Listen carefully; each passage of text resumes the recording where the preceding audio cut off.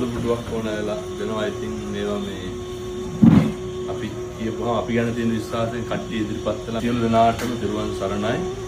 අපි මේ පුංචි දරුවා වෙනුවෙන් රෝද පුටුවක් පරිත්‍යාග කරන අපේ පන්සලෙන් කරන සමාජ සේවාවලින් අද දවසේ කටයුත්ත.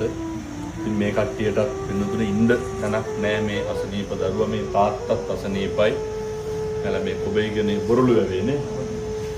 බොරළු වැවේ. ඉතින් මේ ගයක් තියනවා දැනට ගේකුයි ඉඩමුකු ඒක ලක්ෂ 20ක් 25ක් විතර වෙනවා. මේ පුංචි දුවෙක් ඉන්නවා. අසනීප දරුවෙක් ඉන්නවා. ඒ නිසා අපේ සත්පුරුෂෝ සියලු දෙනාට බොහොම ඕනෑකමින් ආරාධනා කරනවා.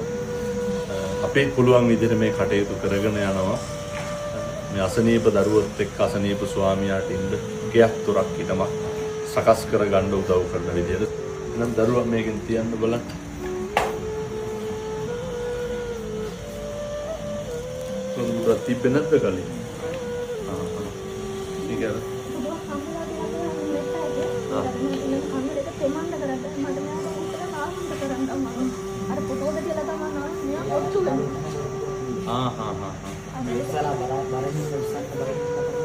හරියට ඉස්සරහ තවත් ලොකු වෙනවනේ. හරිද? කොහොම හරි ටික ටික මේකට මෙයා සනීප වෙයි ඉක්මනට හොදේ.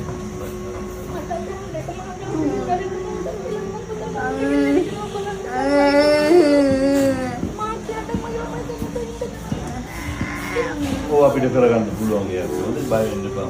මොකද මේ භූමියේ මේ රහතන් වහන්සේලා වැඩ හිටපු දන කවදාවත් මෙතන කියපු දෙයක් වෙලා නැද්ද තිබිලා නැහැ ඒක. අපිට ලොකු විශ්වාසයක් තියෙනවා. හොඳයි පරිස්සම් හොඳයි විශ්වාස. ඔය කටයුතු කරමු. කියලා. ලයිව් කරලා ජීවිතය වාසිය.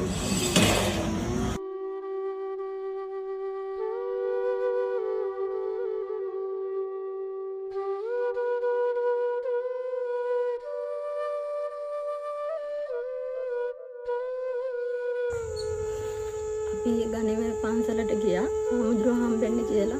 අපිට ඉන්න තැනන්නේ අපි ඉන්නේ මේ කුලී ගෙදර. අපි දෙවෙනි කුලී ගෙදර. මගේ පුතා අසනීප දැන් යට අවුරුදු 10ක් වෙනවා. ඇවිදින්න කතා කරන්න බැක තැන තමයි ඉන්නේ. මට තව දුවෙක් ඉන්නවා අවුරුදු 8යි. එයා හාටලුව ඉස්කෝලේට තමයි ඉස්කෝලේ යන්නේ. මහත්තයාගේ අම්මා දැන් අසනීපලා කුරුණෑගල ඉස්පිරිතාලේ මානසික වාට්ටු 32 වාට්ටුවේ අදට දවස් 9ක්. අපිට ඉන්න තැනක් නැහැ. මහත්තයා මේ වත්තේ ඉස්සරහ වත්තේ වැඩ කරන්නේ. දවසට හම්බෙන්නේ 1900යි. බදාදට නිවාඩු කුලි එක හම්බෙන එකෙන් අපිට පුතාගේ වේදමක් නැහැ. එයාගෙන් බරක් නැහැ. අපිට ඉන්න තැනක් නැහැ. ඊට පස්සේ අපි හාමුදුරුවෝ හම්බෙන්න ගියා. ඊට පස්සේ අපිට අඩුපාඩුවකට තිබ්බ රෝද පුටුව මට පුතා උස්සන්න කරන්න අමාරුයි. දැන් කොන්ද ටිකක් අමාරුයි. ඊට පස්සේ හාමුදුරුවන්ට කිව්වා විගසම රෝද පුටුවක් අපිට හම්බුණා.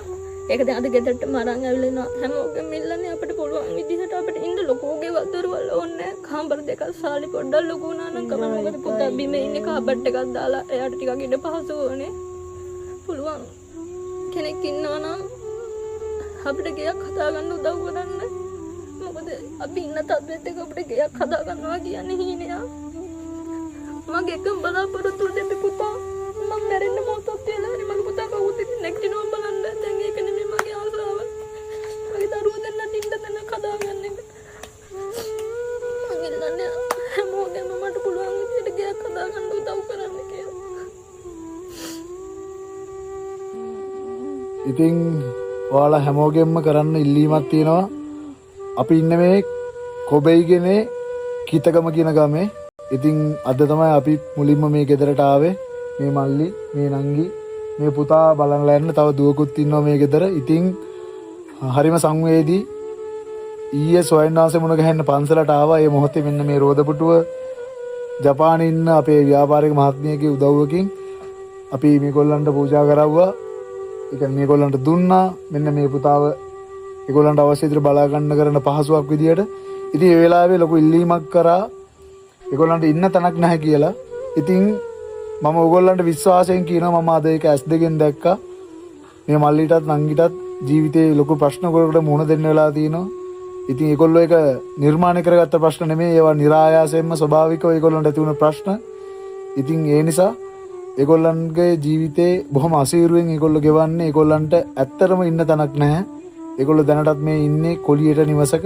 ඉතින් ඒකින්ද ඒගොල්ලෝ ඉල්ලීමක් කරනවා පුළුවන් කෙනෙක් ඉන්නවා නම් මේ දරුවා බලා ගන්න මෙයාව සුවපත් කරගන්න මොනවා හරි දන්න කෙනෙක් ක්‍රමවේදයක් තියෙනවා නම් උදව් කරන්න. ඒ වගේම මේ දරුවගේ බලාගැනීම් කටයුතු කරන අතරතුර මොනවා හරි මේගොල්ලන්ගේ ආර්ථිකට සවියක් වෙන දෙයක් කරන්න පුළුවන් කෙනෙක් ඉන්නවා නම් එහෙමත් මෙයාලට උදව් කරන්න. හැබැයි ඒගොල්ලෝ ඉල්ලන්නේ එක දෙයයි.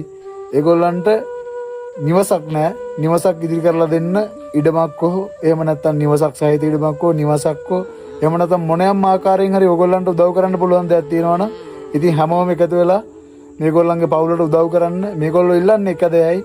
ඒගොල්ලන්ට දැන්ට ජීවත් වෙන නිවසක් නැහැ.